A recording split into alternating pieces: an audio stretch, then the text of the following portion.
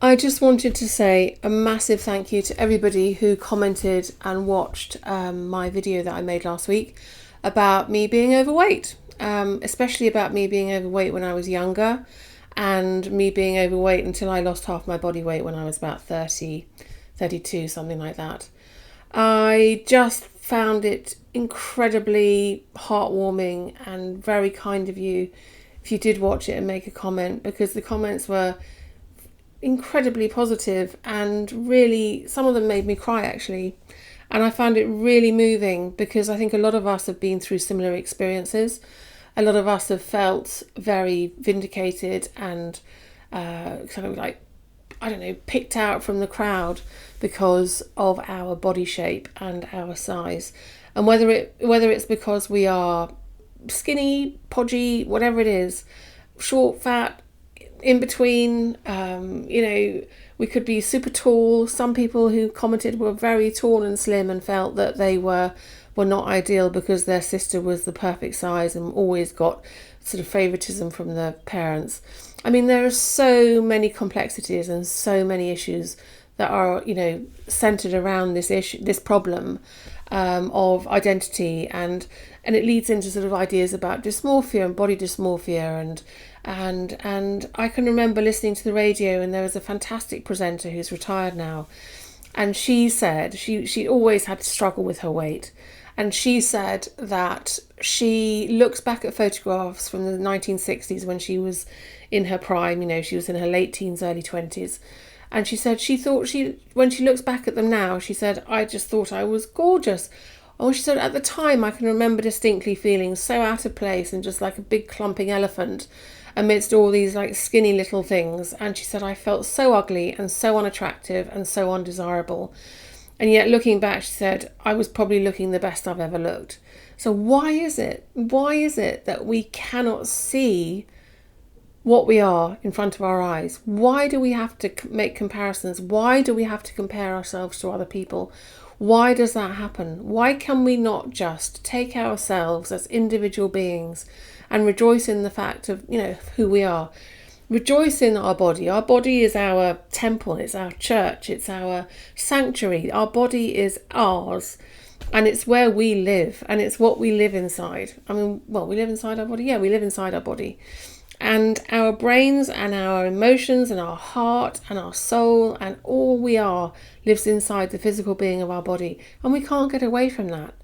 And I think that is why very often when you see people who are not conventionally, I mean, when I say conventionally attractive, I mean textbook conventionally, 2 ounces of this, 300 grams of that, or whatever to make up the perfect recipe, who are slightly different, who are more interesting looking or more individual looking, don't fit the mold. I think it's harder for people to really feel that they belong, and therefore they think that they're unattractive.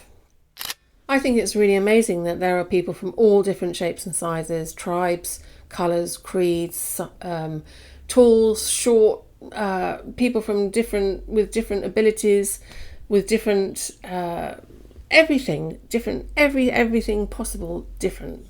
And I think that's amazing, and it's so wonderful to see. And it's also really wonderful to see actors and people in sports and all sorts of different types of disciplines throughout life who are less able-bodied than most, going out there and just being themselves and being beautiful and being brilliant and being wonderful at what they do, and being allowed to have the space to be able to thrive and to be able to experience success and to win and to be on the front cover of magazines and to be in films.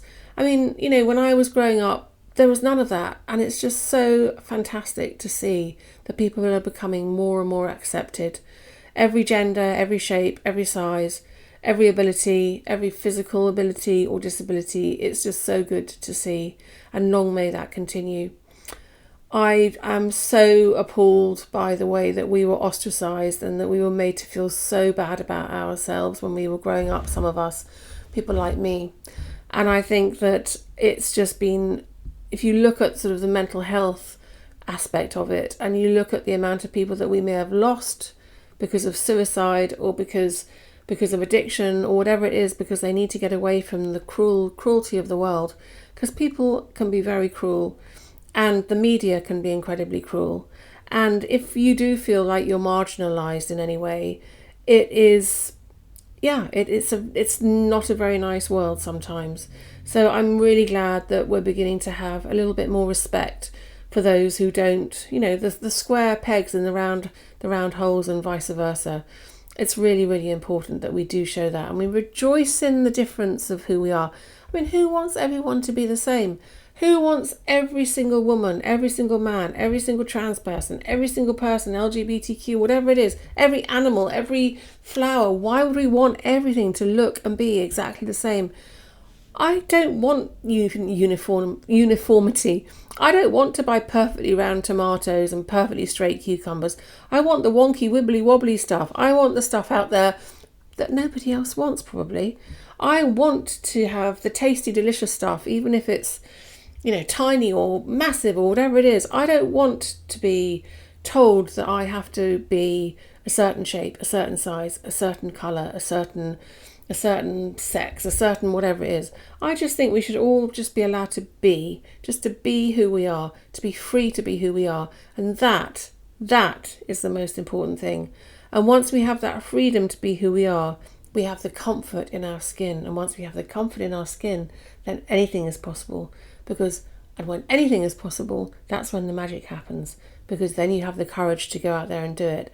Because you know that it's coming from a place of authenticity, a place of absolute 100% confidence in who you are, and a place probably of originality and ingenuity, and a place of entrepreneurship, all sorts of things. I mean, that's where that's where the alchemy happens. It happens when you are absolutely happy and comfortable in your skin. And that's not going to happen if you're constantly being told that you're breaking the rules, you're not complying, you're not good enough. So please, everybody who's out there, parents, friends, family members, anybody and everybody out there, please, please, please respect each and every one of your human beings, of your fellow human beings, of your tribe, of your people, of in your circle or whatever. Please don't judge them. Please remember that you never know what goes on behind closed doors, and that all sorts of things could be happening in the lives of those people that, we have no right to judge. And please, please, just love people for who they are, because that's the most important thing. And that's what's going to give them the confidence to bud and blossom and fruit and grow. So there we go. That's my message for the day. Lots and lots and lots of love, and thank you once again for your wonderful, wonderful comments. They really did make my week. In fact, I carried on through the week sort of riding on those, and it just made me feel so loved, and I'm so grateful, and I love you all. Thank you so much. Have a lovely day.